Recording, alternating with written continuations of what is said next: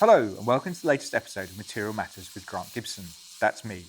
We're on series 4 now, but if you haven't heard the show before, then the idea is that I speak to a designer, maker, artist or architect about a material with which they're intrinsically linked and discover how it changed their lives and careers. Right now, I find myself in a North London industrial estate, which is home to the studio of Barnaby Barford.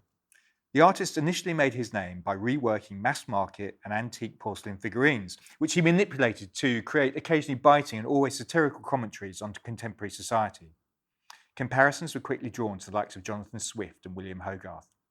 Recent exhibitions have included the Tower of Babel at the V&A, which featured 3,000 shop fronts from derelict buildings to luxury boutiques in an effort to illustrate the disparity of wealth across the capital. Meanwhile, his latest installation, More, investigates our incessant need for more stuff as we face ecological disaster. He's been described by one writer, and I can't for a moment think who said this, as part artist, part inventor, part Dickensian street urchin. While Alan Graves, Senior Curator of Ceramics and Glass at the V&A, has written that his work exposes us to our inner frailties, prejudices and desires, holding up a mirror to us both metaphorically as well as on occasion physically. Few are so incisive and insightful. Barnaby, thank you very much for doing this. Well, welcome. Thank you very much for coming. Was that all reasonably accurate? Yeah, I'm not sure about the street urchin thing. I don't think where that comes from. No, I don't know either. I don't know. Very fine writer, I think.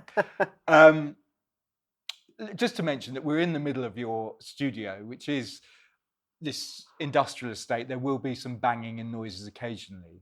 But often I'm intrigued because there's a perception of ceramicists, and you started out as a ceramicist, and or at least working in ceramics, that they are surrounded by nature, they're creating brown pots and bucolic environments. We're in the middle of this industrial estate. I'm guessing that was a deliberate choice.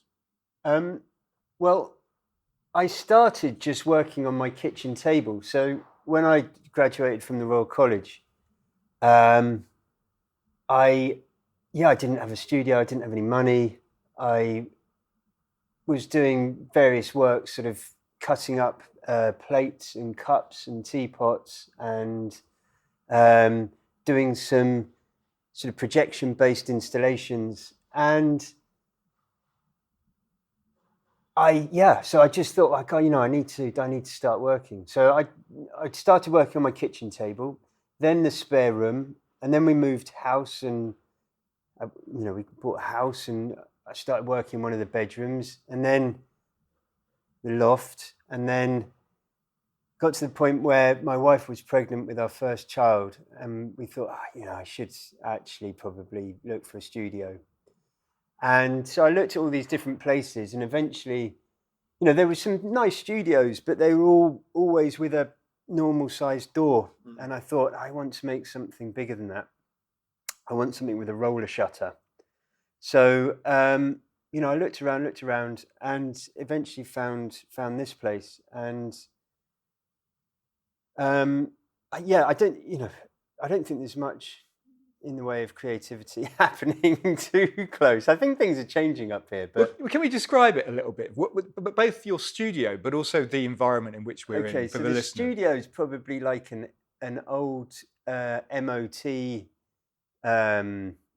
garage, I'd say. That's probably what it was originally used for. And the industrial estate is, I don't know, I mean, industrial estates are really weird, aren't they? They're not nature, it's not the city.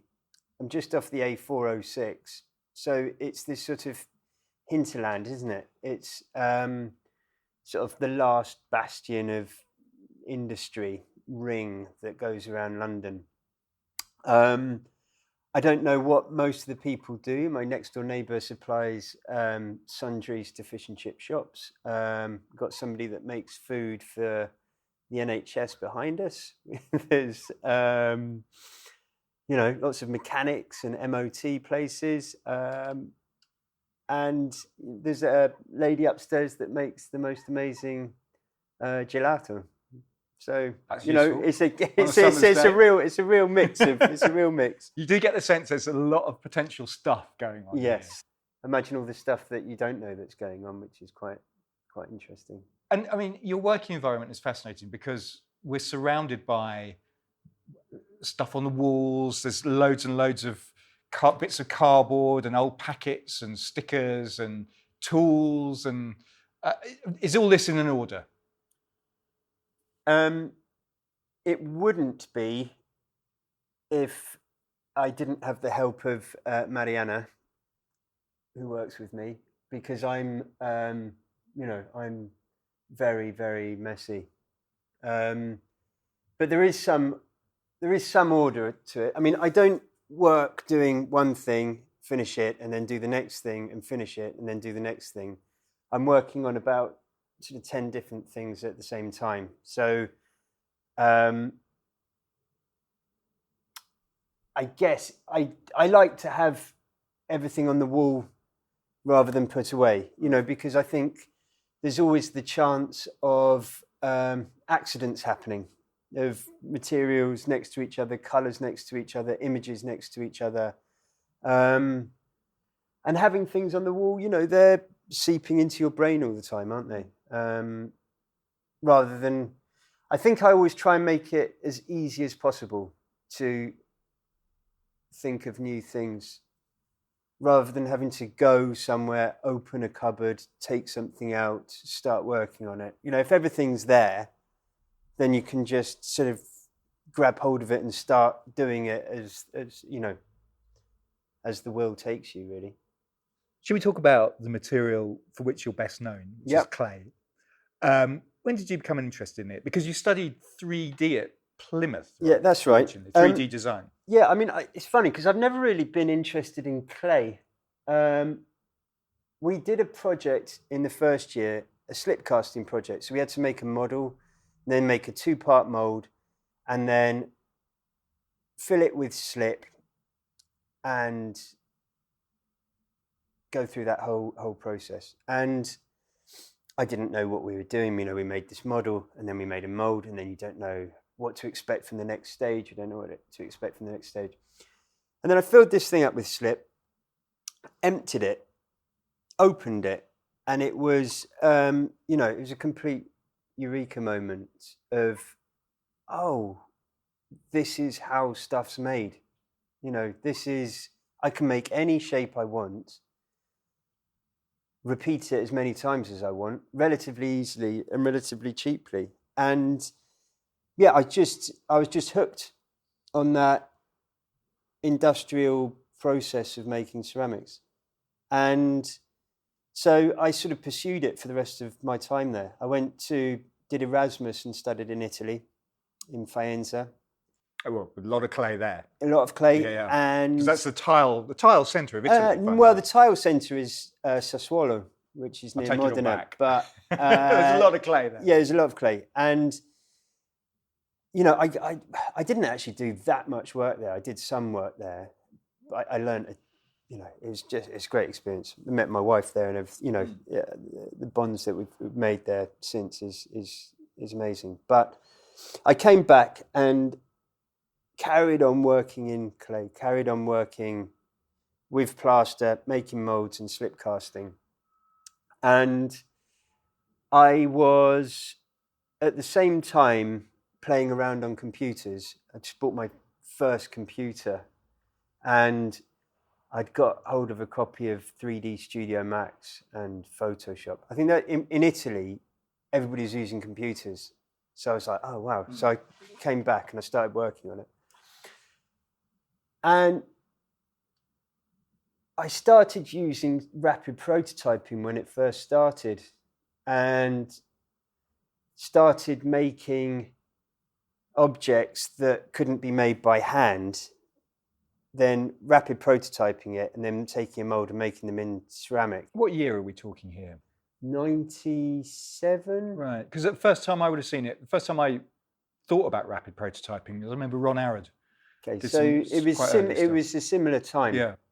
And it was very expensive, and you couldn't get any water near the things that you'd done, so I had to make them all in silicon molds and stuff. And then it was that idea of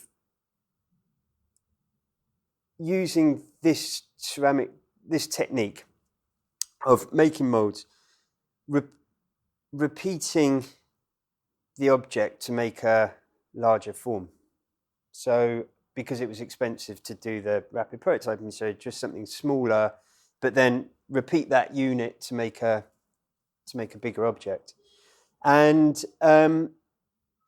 that's, I got to the end of my degree and I was like, oh, this is what I want to do. This is what I want to do. So I applied for the Royal College with that sort of proposal of sort of doing CAD, CAM, like, To the ceramics and glass department. Yeah. Sort of doing rapid prototyping, making it in ceramics. So I'd written my thesis on sort of virtual ceramics and virtual art. And then I went there and did something completely different. Can I take you back? Were you making as a child? Yeah, I remember going to Saturday art classes, and I remember doing clay at those art classes. And clay was a part of childhood, wasn't it? I don't think it is so much now. With my children.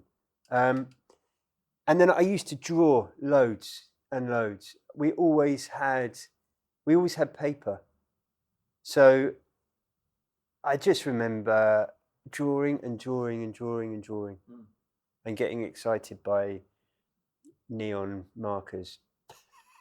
Because you had quite an interesting childhood. I remember we talked once before, and you were saying that you were brought up by your mum, but your grandfather paid for you to go to private school. You talked to me about not feeling like you fitted in anywhere. I'm not sure. I don't know about the fitting in thing, really. I still don't think I really fit in anywhere. But I think as I've got older, I think that it's probably a good thing. Well, I'm quite intrigued in terms of this interest you obviously have in satire, in society's issues and problems, whether that stemmed from childhood. Yeah, it might well do. I think I've always been interested in people, and this country is it's built on the class system, and it's sort of prevalent everywhere that you look. And so I think when I first started working with figurines, they're naturally, you either have street urchins or you've got this sort of aristocracy with these characters. There's nothing really in between. So, that also sort of felt like a natural evolution of the work. And I think I sort of was reacting to media and reacting to the world around me. And I think over the years, the more work that I made, the more I understood what I wanted to make work about. I think there was a sort of a growing up and a sort of maturing and an understanding of not so much of the world around me, but sort of understanding that I was trying to understand the world around me. Does that make sense? Yeah. And I think, and that's stayed the same. That's why I make work, is really to try and understand the world around me, try and understand my place in it, and sort of try and understand what's going on and if that's any different to how it's always been. Do you read a lot? Yeah, I read a lot, and basically the way I work is I'll spend periods of doing loads of research.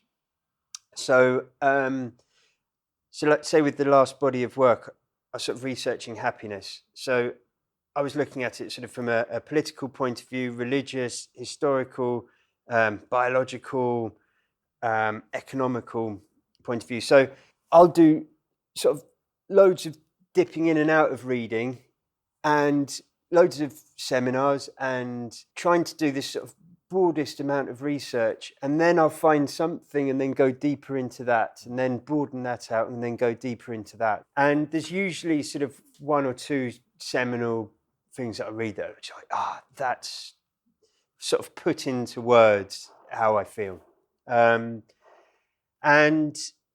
then I'll end up sort of switching modes and getting into more of an exploratory mode in making work, and then it will be into a sort of production phase where I'm still experimenting, but it's like, okay, now I've got a deadline, for an exhibition or something like that.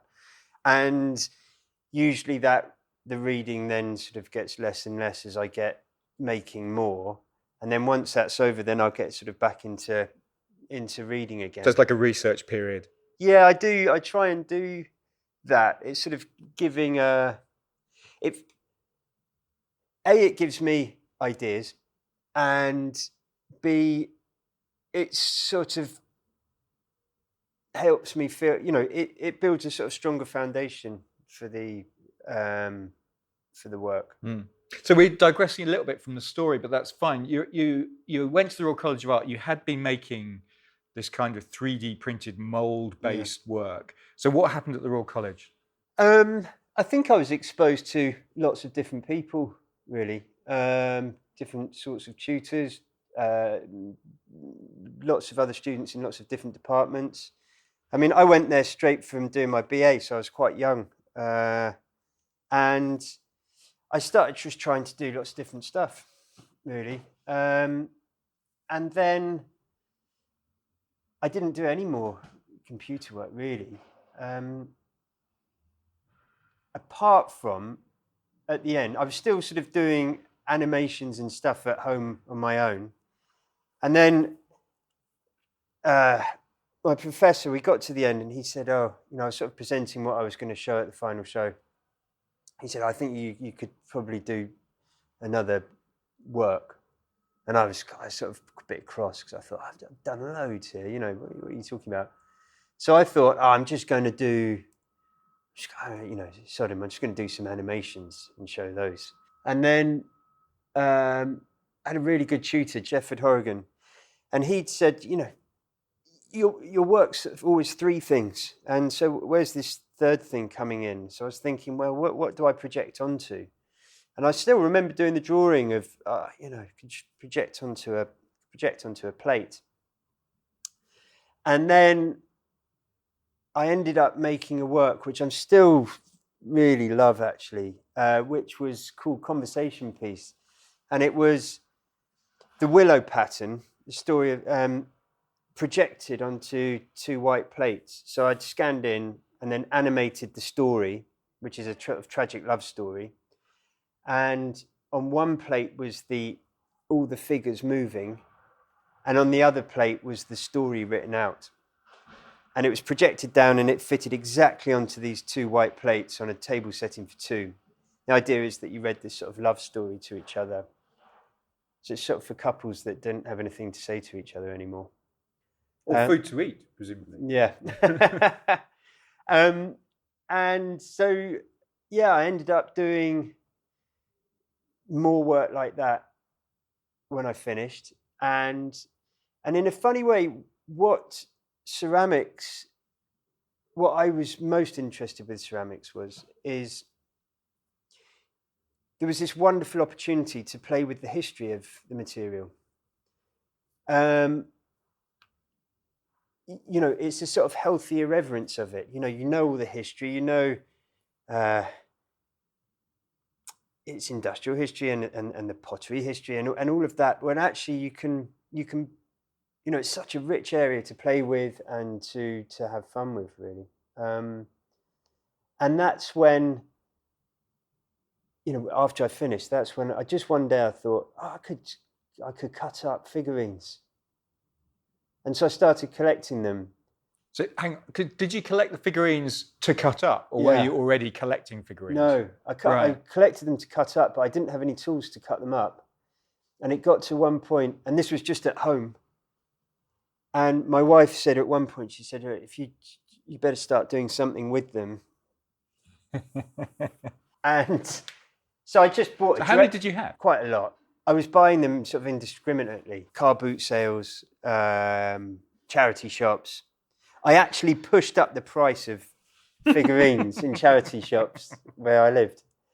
And then I bought a Dremel and I just started cutting them up. And I thought I was going to make sort of Frankensteinian style creations out of them. And straight away, with the very first one, it became about the narrative between these characters. So you made these kind of tableaux? Yeah. Straight away, the very first thing that I cut up, I was like, put two things together, and it's like, yeah, there you go. And And then, I carried on working like that for about 10 years. You know, it went well. People liked them. And then I ended up working with David Gill. Well, I was going to ask, how long before you started making the figurines? When did the relationship with David Gill, your gallery, start? We had a group show at Barrett Marsden and at the Royal College. And then I just started taking work down there. So I'd just get on the tube and just take work down there when I'd finished it. I didn't really understand the protocol of working with galleries and stuff. Then I made these figurines, and actually it was Nelson Wu really liked them, and he bought a few. And you know, to give him massive credit, he said, well, you should go and maybe see David as well. And then I hadn't realised that they'd seen some work that I'd made in a show at Sotheby's, which was curated by Janice Blackburn. Right. So it was sort of quite a bit circular. Which was good. And what kind of influence has David had on your career, I wonder? The biggest thing is that it's allowed me to make work, like consistently make work.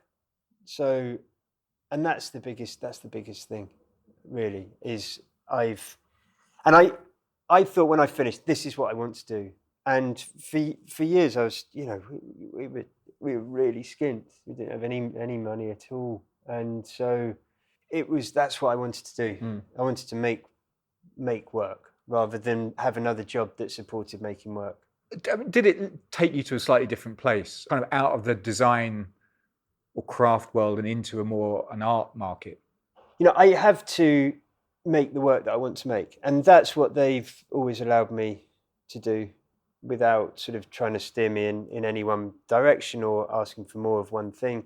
Is that I've been able to make the work that I want to make. David once described you as being quite tortured. Is he right? Yeah, I think I make things difficult for myself. I think that everything that I do with a intensity and a rigor, whether it's an investigation or whether it's a process. I don't know whether it's some sort of Catholic guilt, Protestant work ethic, even though I'm sort of neither, that I sort of like it when it's hard. When the reason I stopped doing the figurines was I'd sort of worked out how to do it. Yeah, because you could have, that was what, 2011? You could have kept doing those. Yeah, I wanted to stop earlier in 2008, 9, but then I made a film for Channel 4, which sort of kept me going for a few years because it was just like, wow, it was such an amazing process that with Animate Projects. I absolutely loved it. But that's had an extraordinary journey, really, for a short film. And so I knew how to make a good piece, and so it stopped becoming interesting. So I put down my work and was like, right, I want to find a new language. It's when I moved in, shortly after I moved in here, and I wanted to make some bigger work. And it's sort of going back to what we were talking about a little bit earlier, is I'd sort of understood what I wanted to make work about.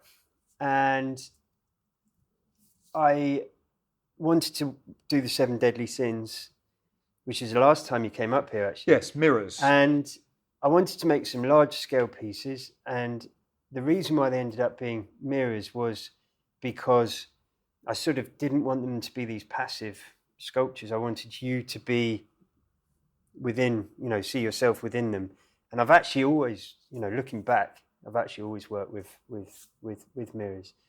And, the first piece I made, it was 9,000 handmade bits of porcelain with decals on them. And it nearly killed me. And making the film, nearly killed me. And doing the tower, it was... Well, we're going to come on to and so, like, I kind of give these, I embark on these projects that I think, oh yeah, do that, and never realizing how much they're going to sort of overtake my life.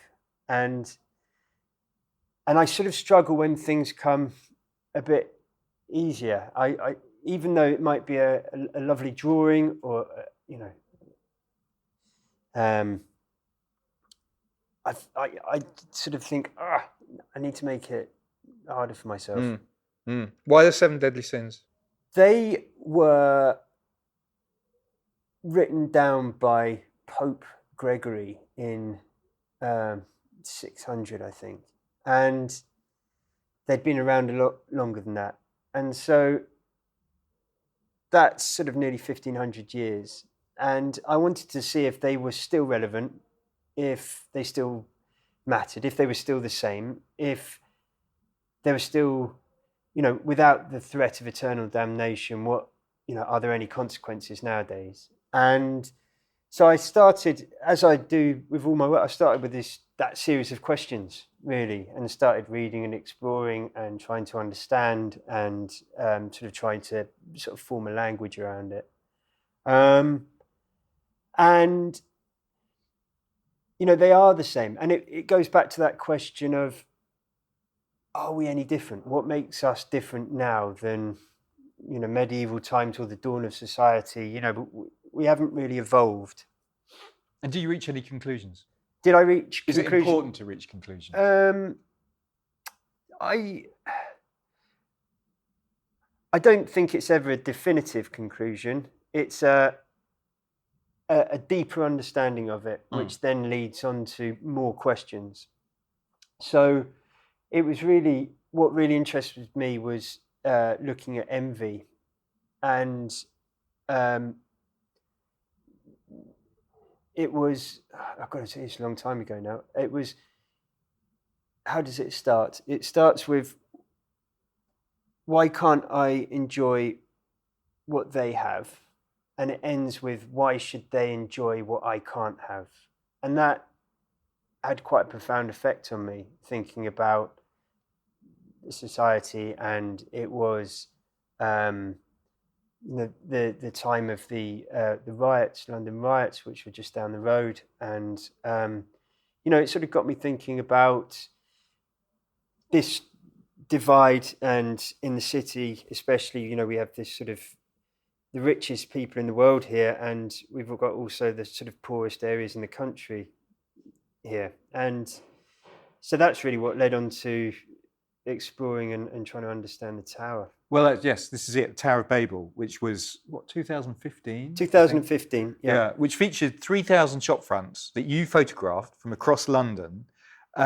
So can we talk a bit about the thinking, but also the process behind that piece? You spent a lot of time on a bike, right? Yeah. So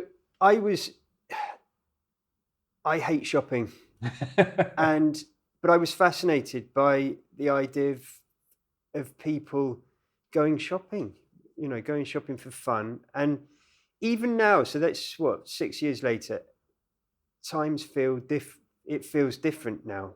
But at that time, it felt like peak shopping, peak stuff. We got to, it's the great British pastime of choice. And I wanted to explore that. And I didn't really know exactly how to. So I just went out on my bike and started photographing London. And in all honesty, I thought it was going to be sort of like some Charles Dickens perambulations of London, and I'd go out and look at shops and probably find something else to make work about. But I went out every day and mapped areas on an A to Z and crossed off pages. And I think I totaled about 1,000 miles just cycling around London, photographing shops. And at the same time, I was talking to Alan Graves from at the V&A, and we'd sort of been discussing potential projects to do together. And I said, I've got this idea to do a sort of city. And so it sort of started there and then built up. And it's like, the city, one side rich, one side poor. And then it was just like, maybe it needs to be a single entity. And then I was thinking about, the tower. And then it's sort of like with a lot of my work, it's sort of like, well, what's the first tower? It's like the 7 deadly sins, right? Go back to the beginning, and it's like the thing with the apple, right? Let's go back to the beginning. And it was like the Tower of Babel. And then it's just suddenly all these things make sense. You know, it's like the tower. If you're not familiar with the story, it was they sort of, after the floods, built a tower to make a name for themselves, and God, being the Old Testament, God wasn't happy about that and stopped them building the tower by making everybody speak different languages and disperse people across the globe. So it's the story of why we all speak different languages and live all over the earth. And so it just made loads of sense. You know, so all these links with, London is sort of like the opposite of that, isn't it? People come here and sort of built this sort of tower of capitalism, really, and all these different languages and making a name for yourself, and I guess sort of aspiration through consumption. And so I started just taking pictures of shops, and then we decided to do the project together. And it was just, I didn't really know what I was letting myself in for. So I must have taken about 6,000 pictures or 6,000 shops, and which, taking the pictures was the fun bit. But then it was 18 months on Photoshop, straightening them up, attaching the pictures, cleaning them up. Even the layout of the transfers, I sort of took 3 months. And I worked with 1882 up in Stoke, who made the shops for me. And it was just Herculean, really. And I'm really particular. That's another word I was going to use there, but really particular. So, actually making a square block out of bone china is quite difficult. And they all had to be exactly the same size, because if it's 2 mil out, then suddenly you get the sides, And I wanted these things to be exquisite. I wanted you to buy one. When you got it, you didn't open the box and go, oh, it looked great when they were all together. Yeah. I just wanted these things to be absolutely beautiful. Because the notion is you could choose one and buy it, and there was a price range, right? Yeah, so all the shops at the bottom were closed down and derelict. Then you went to the pound shops, the chicken shops, the convenience stores, the barber shops, clothes shops, all the way to the top where you've got the exclusive boutiques, galleries and auction houses. And they were all unique, all signed works, and they were all for sale. So we built a massive website which sort of acted as a sort of e-commerce site, but also as a as a, I don't know what the word is really, as a way of exploring all the shops, because you couldn't see them all. It was 6 meters. It acted, I guess, as a sort of legacy to the project, so you could see it. It was a real snapshot of London in 2015. It was a legacy to the project, but also, I mean, the high street has been suffering ever since. I mean, it was kind of like the last gasp of the high street. Right? Yeah. I mean, there'll be a lot more derelict shops now, I guess, is what I'm saying. I mean, whole streets changed in the time that I was making. Sort of Lower Clapton Road, sort of started as second-hand shops, and then by the time I went down there again, they're all sort of moustache wax and craft ale shops. But it was fascinating, and I'm still totally addicted to shops. And I could, I totally fell in love with shops. What about shopping? No, still not. But shops and the stories, and they're the wallpaper of our streets, aren't they? And you don't notice it until they're gone. And they say so much. I'd embarked on this project, but I hadn't realised how deep it would sort of go. They're all families, they're businesses, they've all got stories, they've all, you can talk about it in terms of architecture, in terms of graphic design. You can talk about it in terms of immigration, of class of gosh, there's so many different ways of looking at it. And what I hadn't realized in making it, I'd started making it as a kind of real critique. But when it was up, when it was done, when people came, I hadn't realized that it was a real celebration of London and, of its independent shopkeepers. And it gave a lot of people a lot of joy, like a real lot of joy. And people spent ages there looking and finding places. Oh, that's my chippy, or that's my, my shoe shop, and that's my, barber. And I got such lovely letters and tweets and messages from people saying, "Oh, my mum's had a shop for 60 years, and now it's there." And so it was a real wonderful project, actually. I mean, obviously, we touched on society's iniquities are often a theme of your work, and your 2016 show, Me Want Now, which featured huge ceramic animals, looked at a kind of post-Thatcherite obsession with individuality. Did that run on directly from Tower of Babel? I think what I learned from the Tower is that we'd sort of ceased to be citizens and we're now consumers. And I felt that sort of paved the way to make us quite an anxious society. And so the next exhibition was sort of kept up that sort of investigation of, this anxious society where we're told, you're sort of destined to be dissatisfied, aren't you, in our economic system? Because if you were happy and satisfied, you'd sort of stop consuming, stop wanting more. And so that I was working on that work during the Brexit referendum.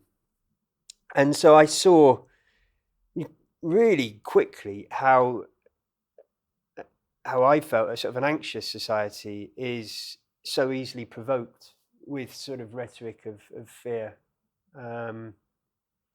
and how quickly things can change. So that work really became about it was about a few things, but it was that was the focus when I was sort of making it. Because it featured a baby elephant, there was an 8-foot polar bear, black panther. Why those creatures in particular? Well, I was sort of quite fascinated by the queue, and the queue, the sort of powerful don't queue, do they? And I think the queue's got a lot of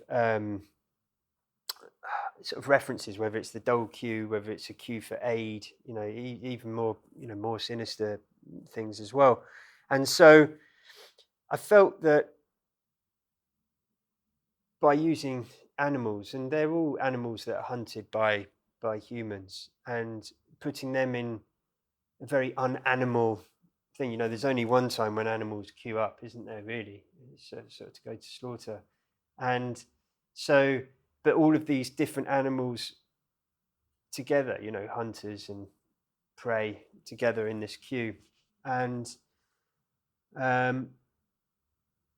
with these sort of voices on the wall. So I'd started making these word drawings, which are drawings made repeating the same word over and over and over and over again. I was going to ask you, because it's kind of like angry calligraphy, wasn't it? Yeah. You looked furious when you were doing that. Yeah, I mean, it's a lot of energy. I mean, it's really nice to be able to, like, the ceramic work takes months of planning and execution, and by the time you're actually making it, there's not too much room for change. So by doing the drawings, it was sort of me, a word, my emotion, and the path that the pencil or charcoal was taking me on. So that was so nice to do. It's the sort of first time where I brought sort of 2D work into my sort of practice, as it were. And the words you chose, things like more, power, change, choice. Yeah. How did you decide? They were words that seemed really important in this referendum campaign. They're words that when you take them on their own, hope, glory, change, choice, more, growth, they sort of fairly positive words. But then when they're repeated and repeated and repeated by politicians and on social media, it becomes, they become something else, don't they? The meaning changes and the meaning becomes warped. And that's sort of what I wanted to have, as these sort of voices on the walls, sort of nothing's enough, have more, you need more change, more choice.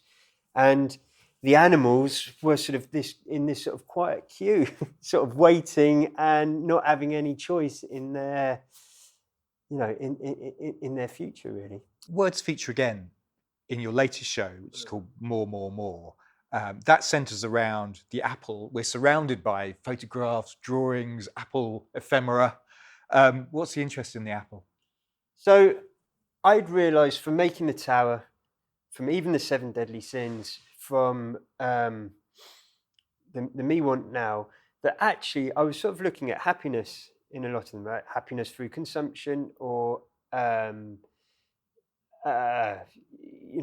reasons of this, for us not to be happy. And so I thought, I'm going to research happiness, really look at it. And so I started, and I guess the reasons of a lack of, or perceived lack of happiness, really, because we should be happy, in this nation, the ingredients are there. So why aren't we? What's this sort of reason of distrust and anger and division and hatred? And so I started looking at it from all these different areas, and from, political and economical and biological and religious and political. And I came to the conclusion that we have this incessant need for more, and not just more stuff. And so I was, at the time, goes back to making things difficult for myself. I was exploring painting with the word drawings. And I thought, right, I'm just going to paint the word more. So that's all I'm going to do, over and over and over and over again. And then as I was doing that, and as I was reading, I was thinking, more what? More money, more cars, more hair, more friends, more likes, more love, more sex, more shoes, more peace, more war, more guns. And I started making these lists of more what. And it seemed to me that actually, that for me, that sort of seemed to sum up sort of contemporary society, where it doesn't really matter what you achieve or you do or what you have. There's this, oh, what's next? What are you doing? What's more? What's and I've got that question coming up at the end. Okay. and so I again went back to a beginning, not the beginning, but a beginning. And I thought, what's the original more moment? And it was like, wow, Adam and Eve. And they supposedly had everything.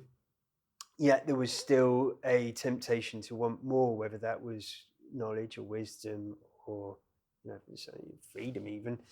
And so that got me onto the idea of making the apple tree, where there was this tree and it had 80 bone china apples, each with a different word on it, a promise of more.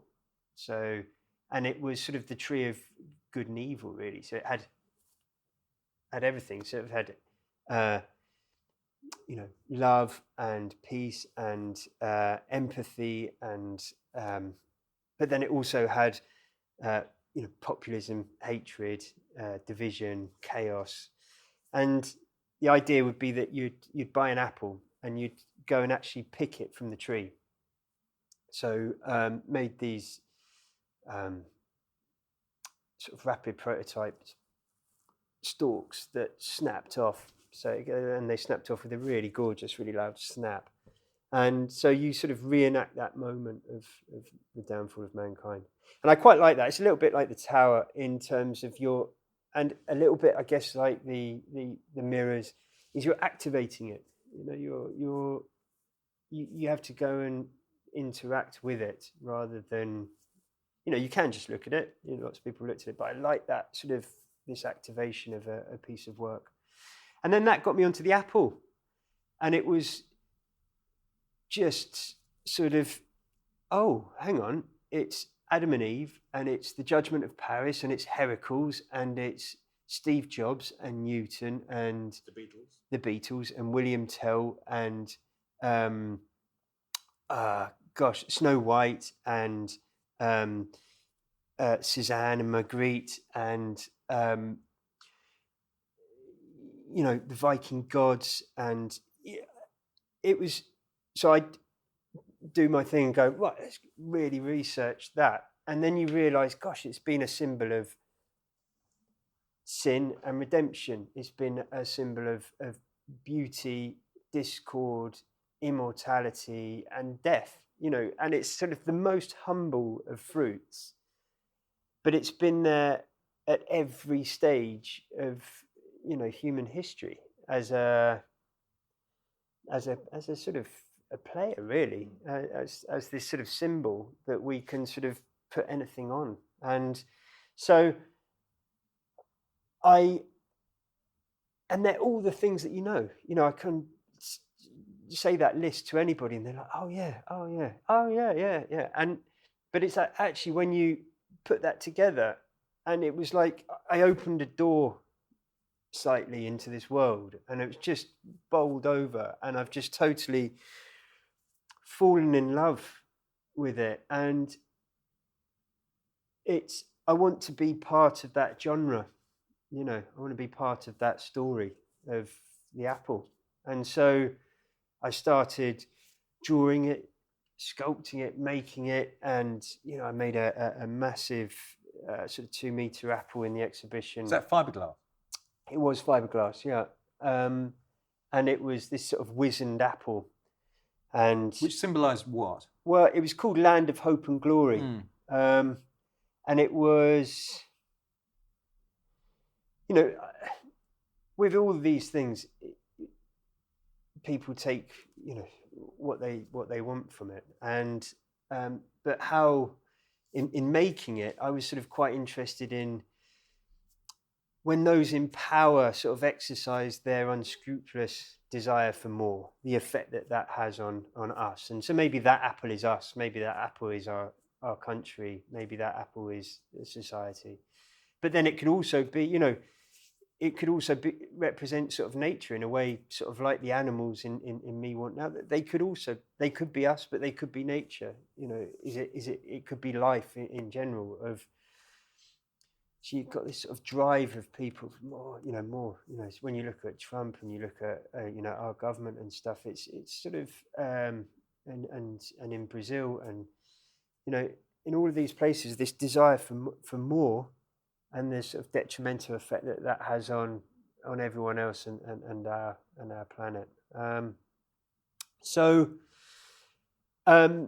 It's become this sort of love affair with the apple.